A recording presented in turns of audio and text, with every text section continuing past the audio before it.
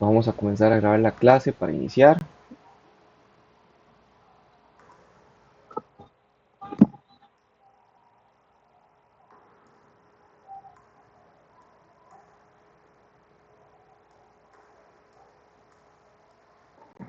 Ahí me escucha bien, Douglas.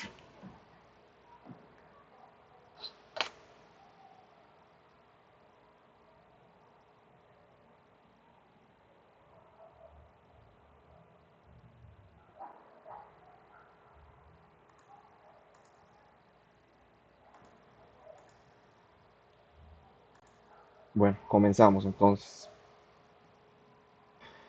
Vamos por la semana 3 del módulo 5. Esta clase es sobre los aditivos y vamos a ver más a detalle los diferentes temas que vamos a tratar en la clase de hoy.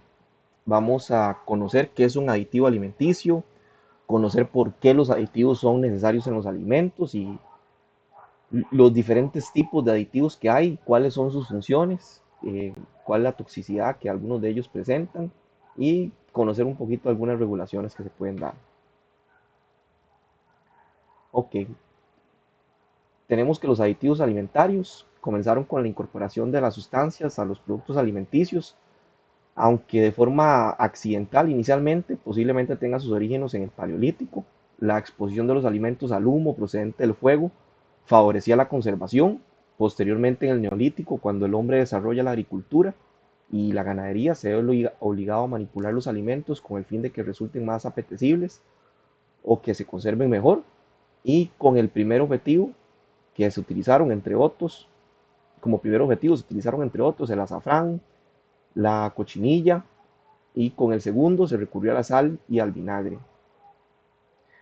Se dice que el ahumado fue uno de los primeros métodos de conservación en el Paleolítico. Este funcionaba porque el humo tiene compuestos como los fenoles y los formaldehídos que actúan como bactericidas naturales que van a eliminar las bacterias. Y por otro lado, el uso de la sal en el Neolítico revolucionó a la humanidad porque ayudó a reducir la cantidad de la actividad del agua que había en la carne al deshidratarla y absorber el agua a la sal. Y así se impide que las bacterias que pueden ser patógenas o peligrosas se reproduzcan. Obviamente esto ayudó a que esta comida guardada de esta forma, que la gente realizara viajes más largos y almacenar excedentes de comida, que antes la comida en carne pasaba por descomposición de una forma más rápida. El empleo de estas y otras muchas sustancias era empírico, pero con los avances experimentados por la química en el siglo XVIII y con las nuevas necesidades en la industria agroalimentaria del siglo XIX, la búsqueda de compuestos para añadir a los alimentos se hacen ya de una forma más sistemática.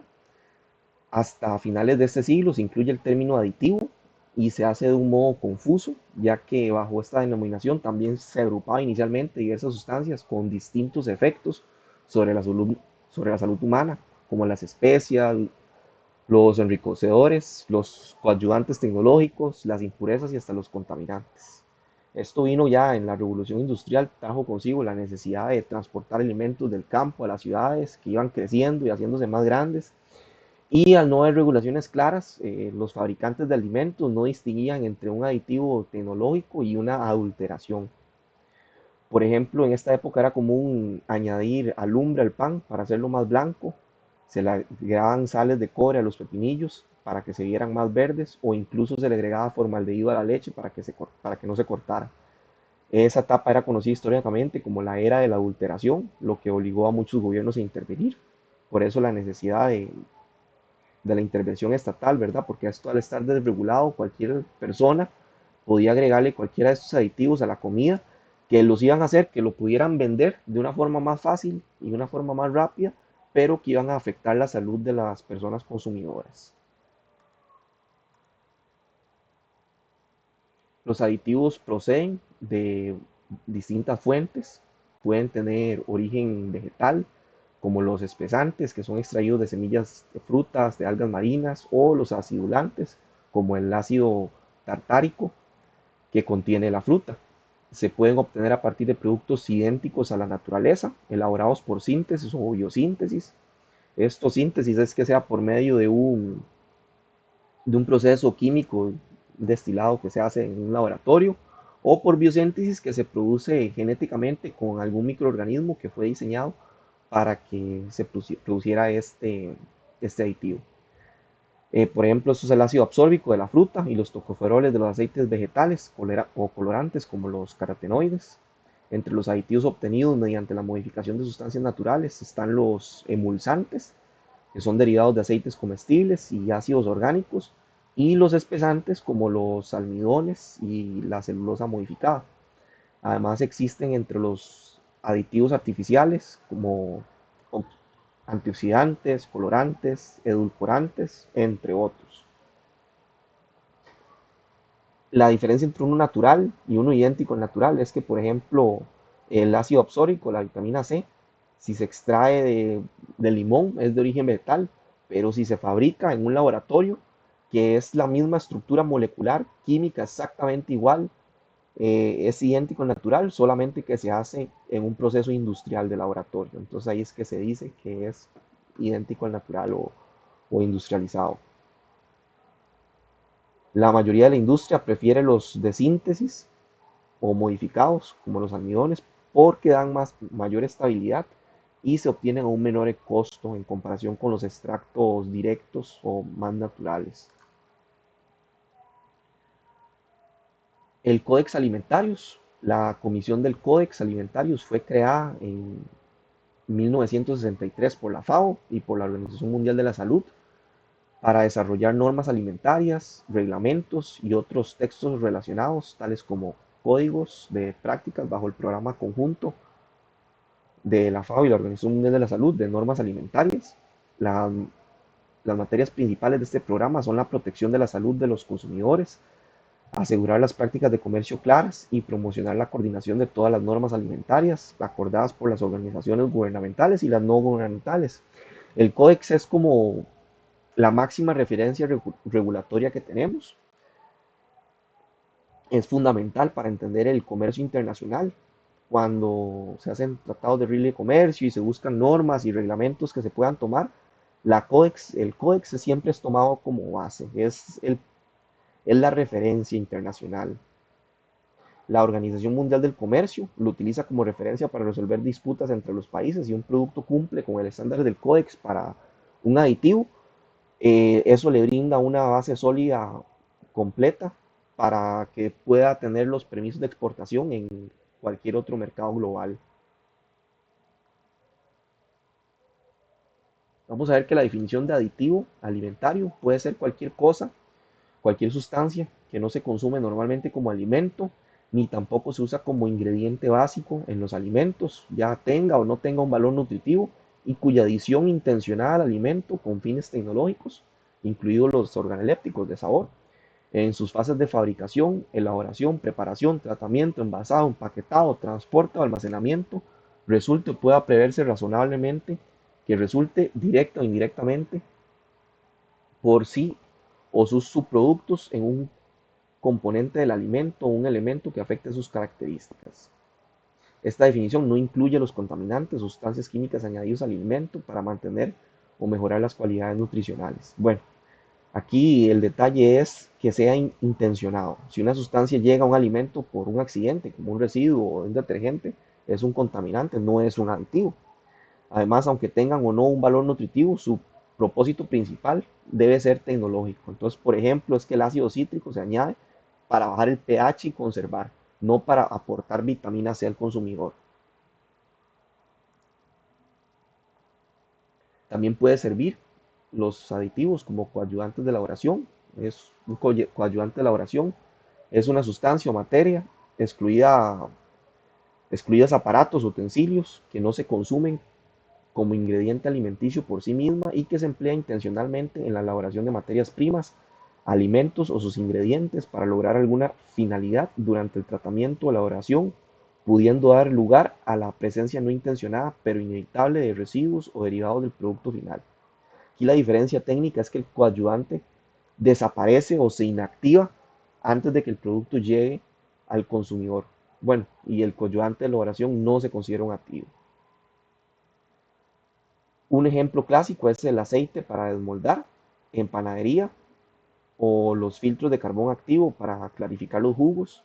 Estos al no formar parte del componente final del alimento eh, de una manera no funcional, la ley no obliga a declararlos en la lista de ingredientes de la etiqueta, a diferencia de los aditivos.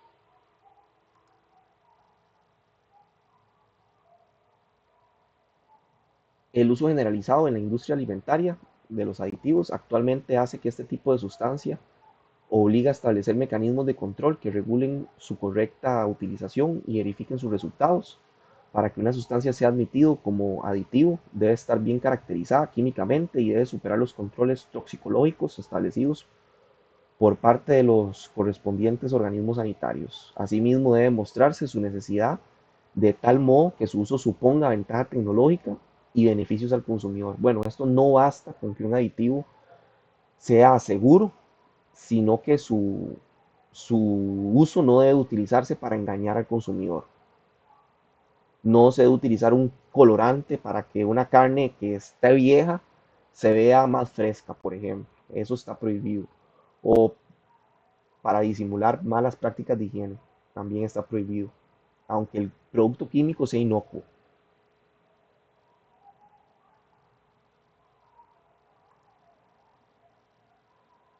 ¿Cuáles son las funciones? Bueno, tienen muchas funciones. Tienen la función de asegurar la seguridad y la inocuidad de los alimentos, ayudan a contribuir a la conservación, hacen posible la disponibilidad de alimentos fuera de temporada, potencian la aceptación del consumidor, facilitan la preparación de los alimentos, hacen apetecibles y atractivos los alimentos. Por ejemplo, un conservante como el nitrito en los embutidos es una medida de seguridad porque evita el Clostridium botulism, que es mortal, y en cambio un antioxidante en unas papas fritas puede servir para la conservación de la calidad porque evita que se dé la rancidez. Pero si faltara, el producto sería desagradable, ¿verdad? Si no se le agregan antioxidantes, se va a dar una rancidez de una forma más rápida y el producto no va a resultar atractivo comercialmente.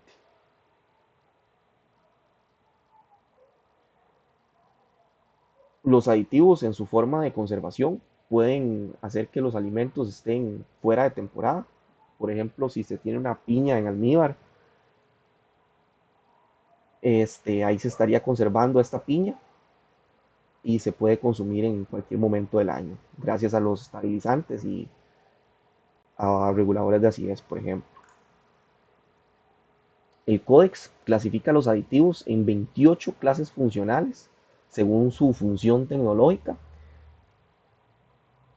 y cada uno de estos aditivos está asignado en el sistema de numeración del International Number System, el INS, a cada aditivo alimentario.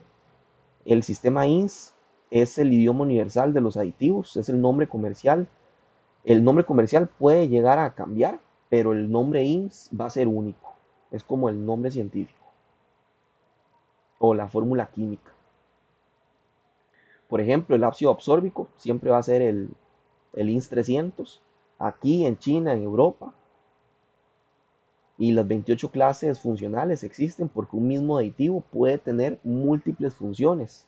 Entonces la etiqueta debe declarar la función específica que va a cumplir en este alimento. Por ejemplo, un antioxidante, eh, si se utiliza ácido absórbico como antioxidante, puede ser el INS 300. Vamos a ver la identificación de los aditivos, que están colorantes, que están conservantes, que están antioxidantes, reguladores de pH.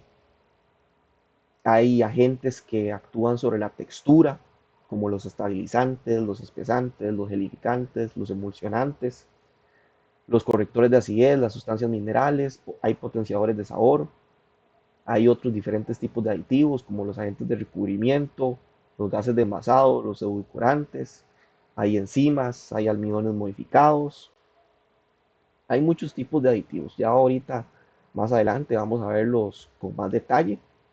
Y aunque aquí vamos a ver distintas categorías, en la práctica muchos aditivos tienen muchas funciones. Por ejemplo, la lecitina de soya puede actuar como emulsionante porque ayuda a unir el agua y el aceite, pero también tiene propiedades antioxidantes.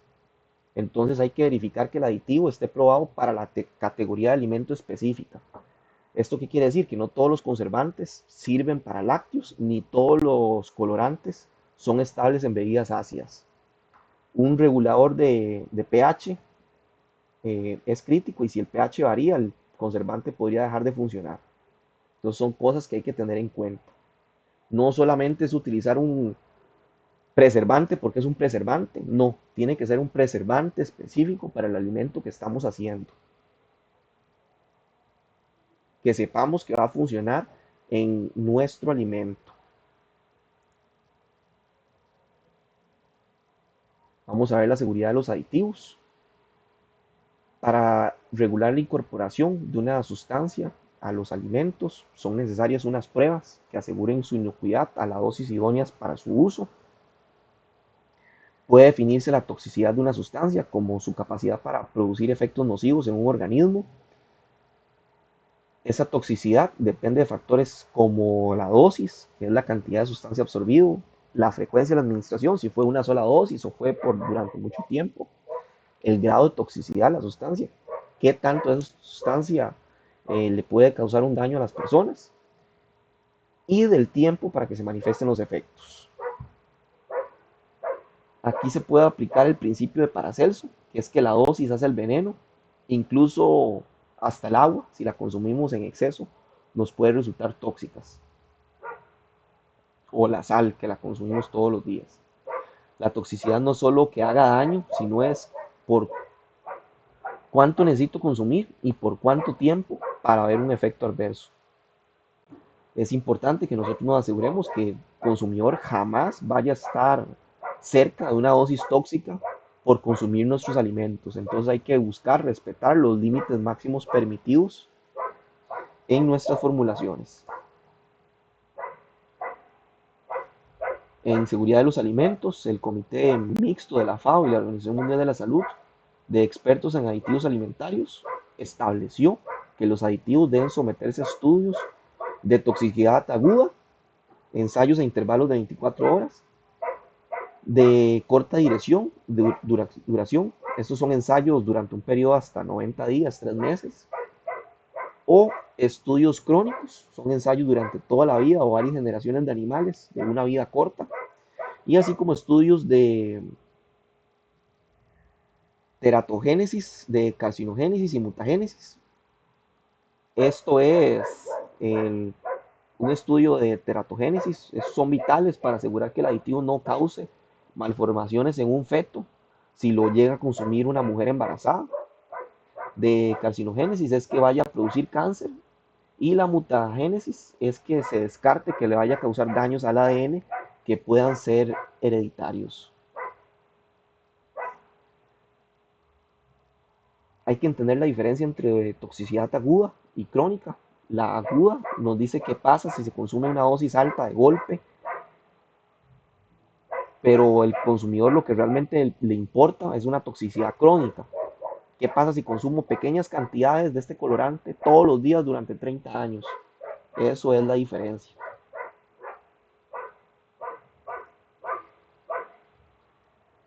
Para establecer la cantidad máxima de un compuesto que puede consumirse diariamente durante toda la vida sin que pueda causar un riesgo apreciable para la salud humana, se ha definido la ingesta diaria aceptable, que se le dice IDA, expresada en miligramos de aditivo por kilogramos de peso corporal, y para su cálculo se toma la dosis que no haya causado ningún efecto toxicológico en la especie animal más sensible y se reduce mediante un factor de seguridad para aplicarlo al uso humano. Normalmente sí se admite un factor de seguridad de 100, aunque en algunos casos puede utilizarse un factor de hasta 1000. Bueno, ¿qué son estos factores de seguridad? Esto quiere decir que la ida es una dosis 100 veces menor a la dosis que no le causó daño en animales. Así garantizamos un margen de seguridad bastante grande para el consumo humano.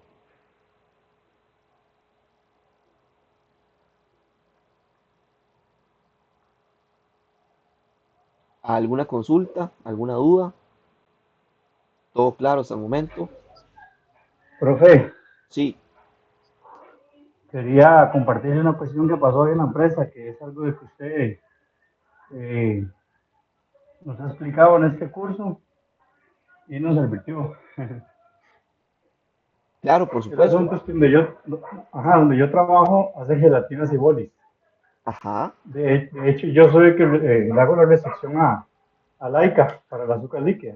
Ah, ok. Ese es mi trabajo, entre otros. Y el asunto es que algo cambió y en un país, en lugar de llevar el boli, el líquido, de un color con colorante, Ajá. pidieron que no. Que cambiaran de ese Entonces, colorante. o sea, lo que dijeron fue que querían el boli sin colorante, no sé, blanco, digamos, transparente. Ok. Entonces resulta que no hubo comunicación. Entonces lo que pasó ahí fue que básicamente bueno, lo que iban a hacer era tirar el líquido transparente, pero la envoltura sí la iban a poner del color que antes llevaba el líquido, ¿verdad? Para mercadeo, ¿ah? Ajá, ajá, ajá. Y ahí lo que falló fue que ni pusieron el plástico de color y en la etiqueta dice que lleva colorante. Ay, ¿Me qué explico? detalle. Y el boli Qué detalle. blanco, clarititico. Ajá. Entonces, ya se está haciendo desde hace como 4 meses, imagínese usted. Hijo de puchica.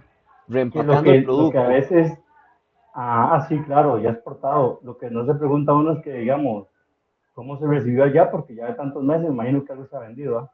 Ujú, ujú, Como ujú. que todo el mundo falló desde el principio, de la falta de comunicación a la hora de elaborarlo, porque eso, usted sabe que lleva varios químicos y se pone Por supuesto, en esas son una las suite. cosas que hemos hablado en la clase, ¿verdad? Que cuando se hace un cambio de formulación, que esté todo el mundo enterado, que se realizó un cambio de formulación, bueno, que se comunique, que si los operarios, la gente utilizan una tarjeta o si tienen alguna información en físico que les dice cuánto echan y todo eso, eso tiene que cambiarse. Correcto. Y sí, yo lo que veo es que y ahí lo que falta fue comunicación, porque producción es muy individual. Como le conté, es una empresa medianamente pequeña Ujú. y producción jala para su lado, calidad para lo suyo. Entonces, ya, como que nadie se puso de acuerdo y solo quería comentarle que para mí fue muy interesante porque, pues qué lástima, porque la empresa no trabaja, pero se me hizo muy interesante contarle porque es algo de lo que estábamos viendo aquí. Eso era. Sí, claro, no, muchas gracias por su aporte, Douglas. Y ese es el Mucho gusto. detalle con esas situaciones. La comunicación es fundamental en una empresa que de ahí no sé a quién le pudieron haber dicho eso, cuando hicieron la solicitud de compra, que no lo dijeron, o qué pasó que lo dijeron y en dónde quedó ahí el detalle. Sí, sí, ahí básicamente hay un muchacho que recibe los rollos, esos rollos se los verifica con el anterior, él tenía que haberse dado cuenta si hay un cambio, más que el cambio ya estaba avisado. Ajá, ajá, ajá. Y él le pasa los datos al de producción a lo que yo he visto, porque yo directamente no estoy adentro, pero por la experiencia de uno ya uno más o menos calcula. Y el de producción manda las órdenes de trabajo ya con el cambio. Ujú, Y ujú, ujú. entonces calidad se encarga de cambiar todos los formatillos nuevos, ¿verdad? Con las nuevas características y todo. Pero ahí falló creo que todo el mundo. Sí, para que haya fallado el empaque y la etiqueta, de ahí solo producción hizo las como tenía. Sí, correcto. Pero Pero sí, de ese era producción el igual no comentario. comentó la situación de que están produciendo la formulación cambiada, pero con la misma etiqueta del mismo empaque de siempre. Exactamente. Así es porque en el AMPO estaba lo de siempre. No se Ajá, cambió. exactamente. ¿Ve? Esos Sí, son detalles que pasan siempre y hay que tenerle mucho cuidado a esas situaciones. Cada vez que hay un cambio de formulación, que un cliente pide algo nuevo, un cambio en la etiqueta, es de mucho cuidado, mucho cuidado. sí, y el laboratorio me imagino que no se dio cuenta porque básicamente él, como no fue avisado, él revisa las pruebas y iban igual que siempre. Ujú, ujú. Sí, todo estaba bien. Sí, sí, eso es, por Muchas gracias por el aporte, Douglas. Ok. mucho gusto. Entonces vamos a ver que los aditivos alimentarios tienen un papel fundamental a la hora de mantener las cualidades y las características de los alimentos que están sometidos a condiciones ambientales, diferente temperatura, diferentes constantes de oxígeno, a los microorganismos, que pueden modificar su composición original. Los aditivos se van a clasificar según su función y vamos a ver esta clasificación. Aquí vamos a tener los que evitan el deterioro de los alimentos, son antioxidantes y conservantes.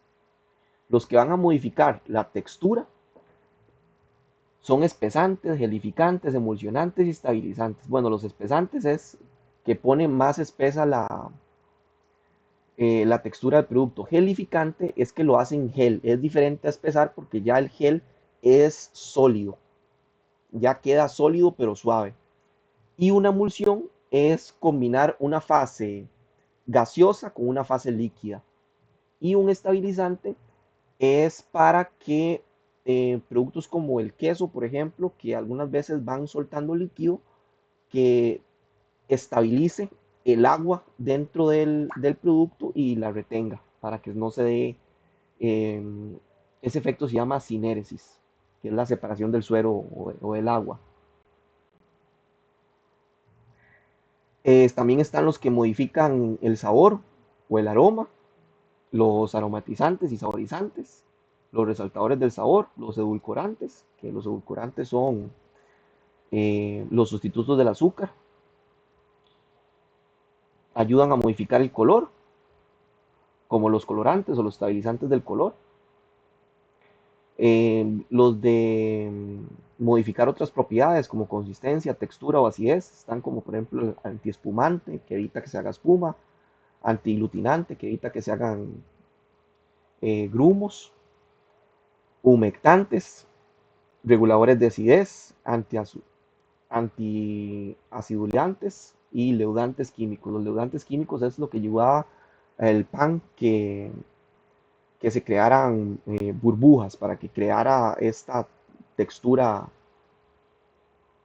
suave. También están para el procesamiento de materias primas, la inacción de reacciones químicas en la producción del alimento y estos son eh, las enzimas. En las enzimas, las del grupo 6 y las del grupo 2 de textura, a diferencia de los conservantes que detienen procesos, las enzimas se utilizan a menudo como coadyuvantes porque ayudan a iniciar o acelerar procesos. ¿Qué procesos? Como cuajar la leche o clarificar jugos. Muchas veces también estas enzimas después se inactivan por el calor después y se recuperan, no quedan en el producto.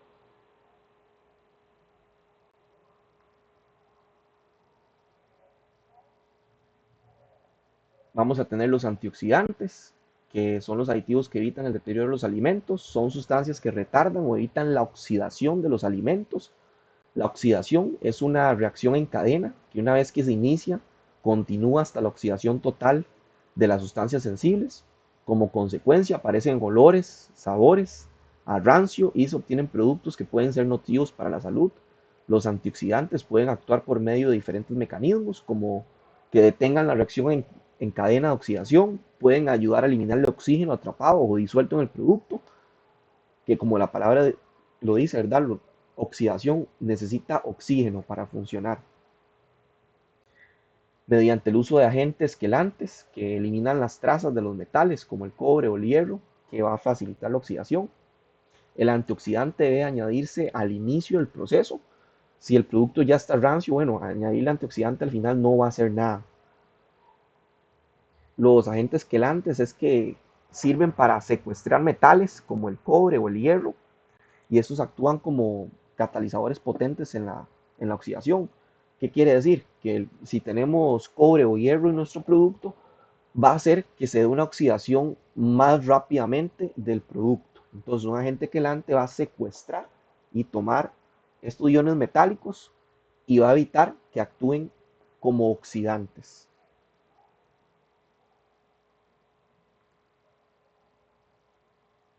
Vamos a ver las funciones y las aplicaciones. Los antioxidantes más utilizados son el ácido absórbico, la vitamina C, el ácido cítrico en jugos de frutas, conservas, vegetales, mermeladas, los tocoferoles. El tocoferol es la vitamina E en alimentos con mayor contenido graso. El BHA, que es el butihidroxinaciol. El BHT, que es el butil hidroxitolueno en quesos fundidos, en aceites de semillas y en margarinas. Entre los quelantes más utilizados se encuentran el ácido láctico, el ácido cítrico, el ácido tartárico, el ácido fosfórico y sus derivados, como los lactatos, los cistratos, los tartratos y los fosfatos.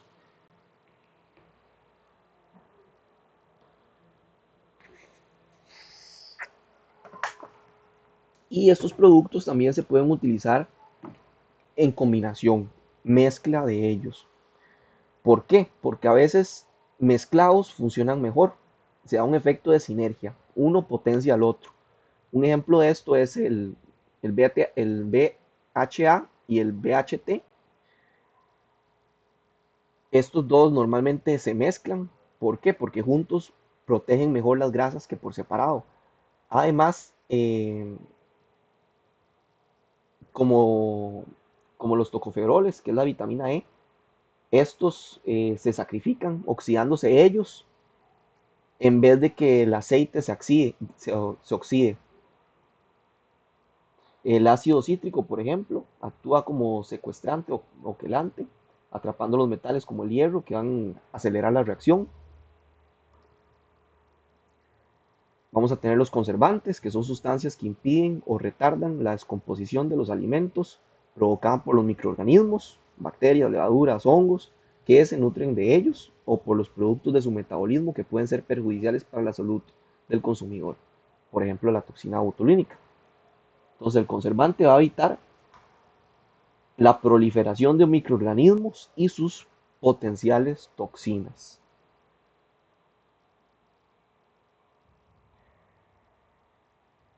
Si ya tenemos un alimento contaminado, un conservante no le va a hacer nada.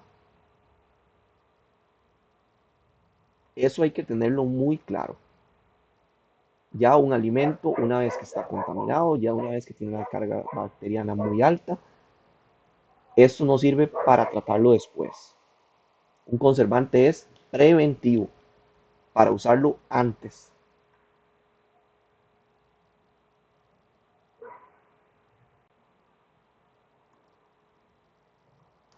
En métodos de conservación, eh, nos pueden ayudar a evitar los efectos de los microorganismos sobre los alimentos, que pueden emplear métodos físicos como el calentamiento, la deshidratación, la irradiación o la congelación y sustancias que limitan microorganismos o evitan su proliferación. Algunos alimentos como las frutas, la cebolla, los ajos y las especias contienen naturalmente sustancias antimicrobianas, sin embargo la mayoría de los alimentos carece de ellas y deben agregarse en forma de aditivos. Hay una hipótesis muy curiosa de que busca explicar la diferencia alimenticias entre los trópicos y, y las partes más frías, más nórdicas y más al sur. La gente se ha dado cuenta que la comida tradicional en las zonas más frías y la comida tradicional en las zonas calientes como los trópicos es muy diferente. ¿Por qué es diferente? En las zonas más frías se consumen más carnes, son más asados y estos productos se consumen, este, ¿cómo decirlo? Tal vez de una forma más simple, más sencilla. Eh, en cambio, las comidas de los trópicos se utilizan más especias, se utiliza mucho que el chile, que la cebolla, se utilizan diferentes ingredientes, ¿verdad? Y se cree que esto fue a través de procesos evolutivos, que la gente comenzó a utilizar las especias, la cebolla, el ajo, el chile, para ayudar a conservar mejor los alimentos. ¿Y por qué? porque la gente en el trópico tiene una mayor necesidad de conservar los alimentos que las personas que viven en las zonas más frías, porque el mismo clima, vivir en un clima frío, ya esto va a evitar la descomposición de los alimentos. En cambio, si vivimos en temperaturas calientes, las temperaturas calientes propician que los alimentos se descompongan de una forma mucho más rápida. Y alimentos como la cebolla o el ajo, las especias, ayudan naturalmente a conservar los alimentos, son antimicrobianas. Y esto está completamente probado.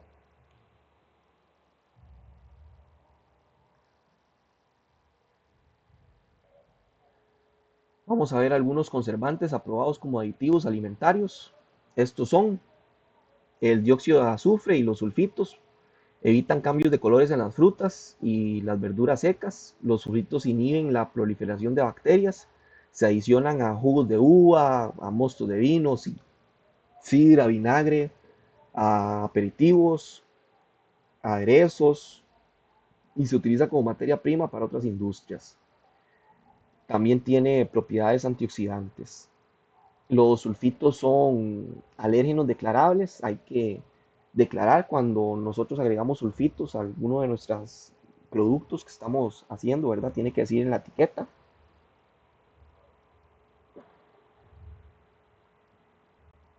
¿Por qué? Porque los sulfitos pueden causar asma en personas sensibles. Entonces, por eso es importante que estén declarados. Se tiene el ácido sórbico y sus derivados. Estos inhiben el desarrollo de hongos, mohos, levaduras. Se utilizan en alimentos y en bebidas. Y es un ácido graso insaturado, presente naturalmente en algunos vegetales, fabricado por síntesis química para uso como aditivo alimentario.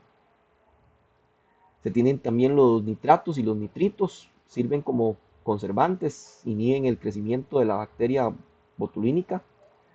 Se adicionan a carnes, a jamones, a salchichas y se utilizan en combinación con antioxidantes.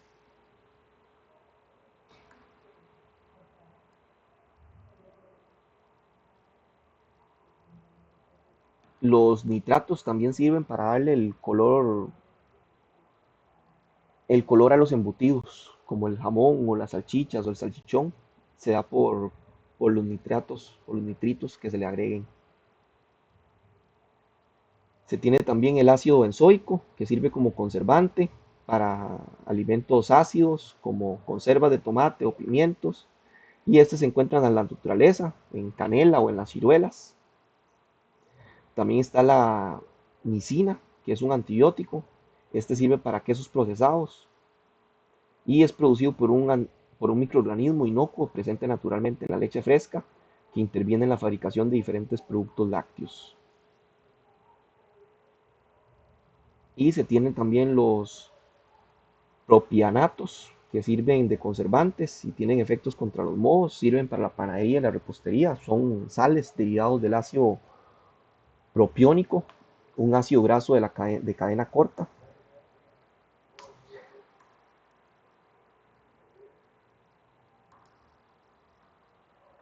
Vamos a tener espesantes y gelificantes, que son aditivos que van a modificar la textura, sustancias que aumentan la viscosidad de un alimento.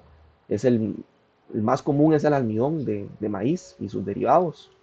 También se utilizan otras sustancias de origen vegetal como la pectina o otros polímeros modificados. Aquellos espesantes que se utilizan con el objetivo de dar consistencia de gel se denominan agentes gelificantes, entre ellos está la gelatina. Aquí vamos a ver la diferencia entre espesar y gelificar. Es la estructura. Un espesante simplemente hace que el líquido fluya más lento, que aumente su viscosidad, que se ponga más espeso. Como una salsa de tomate, por ejemplo, que se ponga más espesa. Pero un agente gelificante va a crear una red tridimensional que atrapa el agua y forma un sólido blando que mantiene su forma, como la gelatina. Y el almidón modificado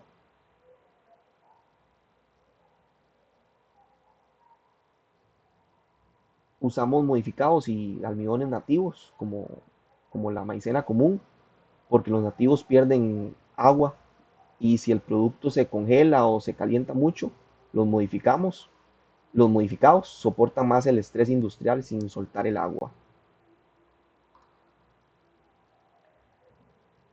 Los espesantes, los más utilizados, además del almidón, son gomas vegetales que tienen gran capacidad de retención de agua, obtenidas de resinas y semillas vegetales o producidas por microorganismos. Se utilizan para estabilizar suspensiones de pulpa de frutas en bebidas, postres, helados, cerveza, entre ellas la goma garrofín o la tara.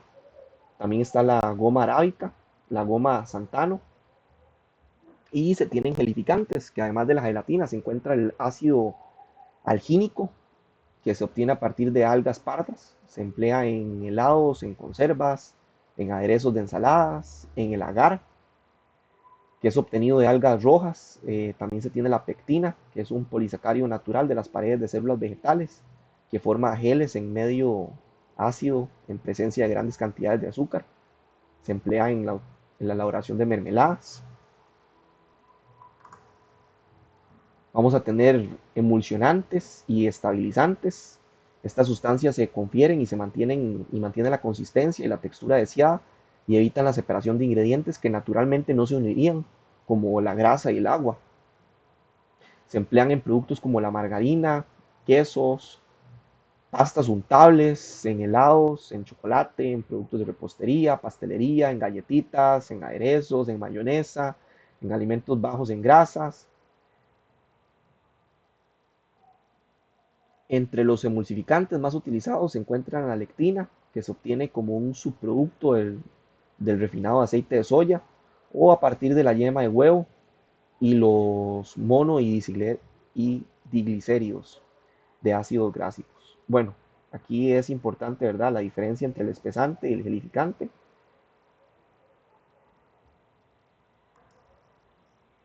Vamos a tener los aromatizantes. Son aditivos que modifican el sabor y el aroma, sustancias o mezclas de sustancias con propiedades aromáticas y, y saborosas, que debido a la naturaleza volátil de sus moléculas son capaces de dar o reforzar el aroma y el sabor de los alimentos. Se utilizan especias para agregar sabores a las comidas, como el clavo de olor, el jengibre, el romero, jugos de frutas, la vainillina, las esencias naturales de frutas o sus formulaciones artificiales. El mayor reto con los aromatizantes es la volatilidad. Esto es que a temperatura ambiente se van evaporando, ¿verdad? Se volatilizan, se evaporan y rápidamente dejan de estar ahí. Muchos aromas se pierden si se agregan antes de un tratamiento térmico fuerte, como el horneo o la pasteurización. Por eso en la industria moderna también se utilizan eh, aromatizantes con microencapsulación. ¿Qué es esto? Que se utiliza una técnica que es un spray drying, donde el aroma se protege dentro de una cápsula microscópica de carbohidratos que solo se rompe al masticar o al disolver en el producto. Y esto ayuda a preservar más el aroma. También diferenciamos el perfil de sabor, las notas de salida, que es lo primero que se huele, contra las notas del cuerpo y más a fondo, que es lo que permanece en la boca. Vamos a tener resaltadores y potenciadores del sabor. Estos son sustancias que realzan el sabor o el aroma de un alimento e influyen en la sensación del cuerpo o la viscosidad en el paladar. El más empleado es el glutamato monosódico, que es un compuesto que es compuesto por sodio y ácido glutámico, un aminoácido que se encuentra en los alimentos ricos en proteínas, y los ácidos guanílico inosílico y sus derivados que se obtienen a partir de levaduras o extractos de carne. Esos son potenciadores del sabor. Se los emplea principalmente en productos salados, en platos orientales, en comidas preparadas, en salsas, en sopas, en distintos derivados cárnicos, embutidos y en patés. Bueno, uno de los principales resaltadores de sabor es el glutamato monosódico, el GMS. Este estimula los receptores específicos en la lengua para el sabor umami. Este es el quinto sabor. Umami significa sabroso en japonés. Si se mezcla el GMS con El inosinato o el glunialato, la suma de estos dos se va a dar una sinergia, va a saber más fuerte, la potencia del sabor se va a multiplicar, no se suma. Si una mezcla la mitad de GMS o inosinato, una mezcla 50-50 puede ser 8 veces más fuerte que solo el GMS por su parte. Entonces eso hace que se potencie muchísimo más. Va a ayudar a que se reduzcan costos y bajar la cantidad de sodio total en la formulación. Ayuda a potenciar el sabor salado, pero sin necesariamente agregar más sal.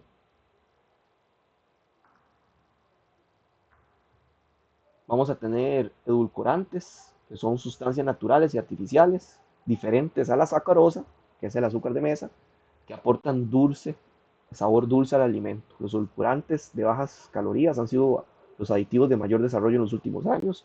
En la actualidad, la mayoría de los edulcorantes de bajas calorías están constituidos por aspartamo,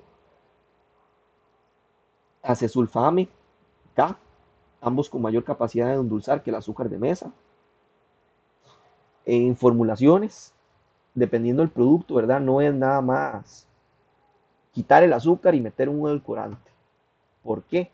Porque el azúcar agrega, además del sabor a dulce, agrega cuerpo, agrega sólidos totales. El azúcar da volumen, da textura. En cambio, el aspartamo endulza 200 veces más y utilizamos una cantidad mucho menor, pero el producto queda como más aguado, más líquido, con menos estructura. Cuando se utiliza alguna formulación light o cero, normalmente se combinan edulcorantes con agentes de carga para devolver como esa sensación de boca que se sentía con el producto alto en azúcar.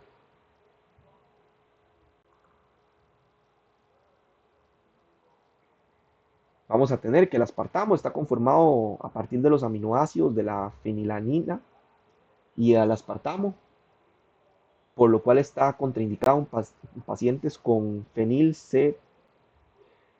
fenilcetuloianía, que no se pueden consumir fenilanina. El acelfusame K no es metabolizado por el organismo, por lo cual se excreta sin que pase ningún cambio químico. En los últimos años ha comenzado a verse en los mercados de Europa edulcorantes a bases de fructanos, azúcares vegetales sencillos que tampoco son metabolizados por el organismo. Está el sorbitol y la isomaltosa y el malti, maltitol. Estos se incorporan en edulcorantes de mesa y en alimentos bajos de calorías.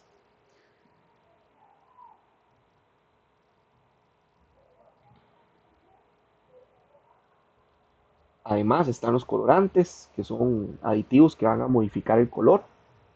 Los colorantes son sustancias que aportan, intensifican o restauran el color de un producto para conservar la pérdida de color debido al almacenamiento o al el procesamiento o a las variaciones naturales de la materia prima para realzar los sabores, los colores naturales de los alimentos.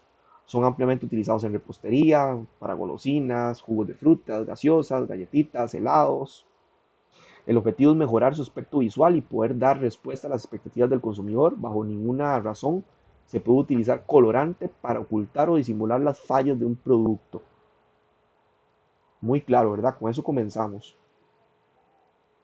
Los aditivos deben servir como tratamiento tecnológico. No tienen la finalidad de hacer ver mejor a un producto que está mal.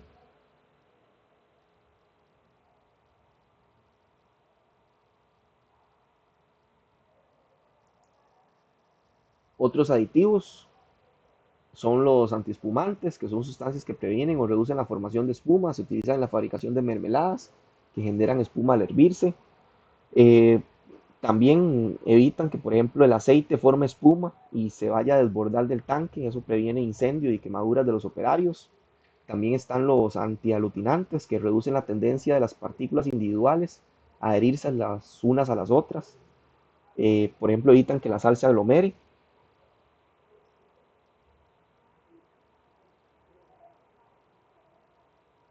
Un ejemplo de un antiaglutinante es el óxido de silicio, que recubre los cristales de sal para que estos no absorban la humedad ambiental y se hagan una piedra duros, ¿verdad?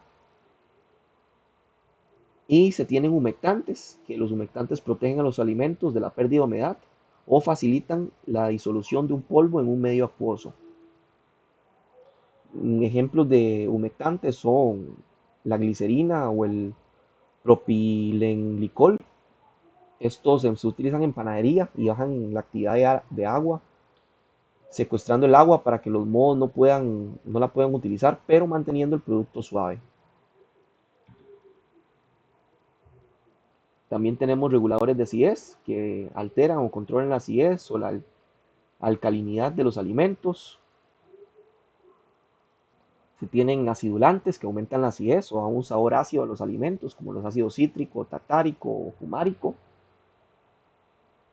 Y no todos los acidulantes saben igual. El ácido cítrico puede dar un sabor punzante y rápido.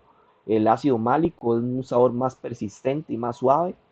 Y el ácido fumárico es más estable y muy económico para mezclas en polvo. Se tienen también los leudantes químicos, que son sustancias o mezclas de sustancias que liberan gas y de esta manera aumentan el volumen de la masa. Los más usados son el bicarbonato de sodio, el fosfato monocálcico, en harinas leudantes, en reposterías, en galletitas en panificados y en polvo para hornear.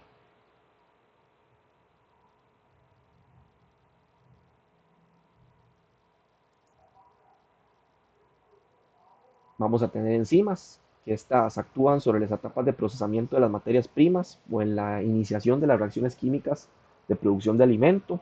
El uso de las enzimas en la alimentación no es nuevo. Por ejemplo, en la producción de queso se emplea hace muchísimos años en el cuajo, que es una mezcla de enzimas, entre ellas la quimiosina, que se obtienen del estómago del ternero, que acelera la coagulación de las proteínas de la leche.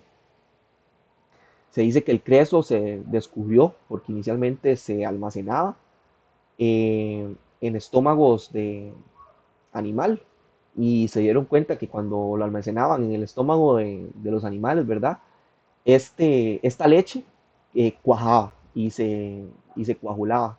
Entonces, a partir de ahí fue que se descubrió eso. Las enzimas funcionan como una llave y una cerradura. Las enzimas son muy específicas.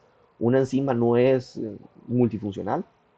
Una, es, una enzima funciona solamente con lo que ella está eh, preparada para, para funcionar. Una enzima es como una piecita de rompecabezas. Solamente se va a unir a otro producto químico muy específico. Y lo clave de las enzimas, que es muy importante tenerlos en cuenta, es que las enzimas sirven para acelerar procesos, pero al final ellas quedan, ellas no se consumen.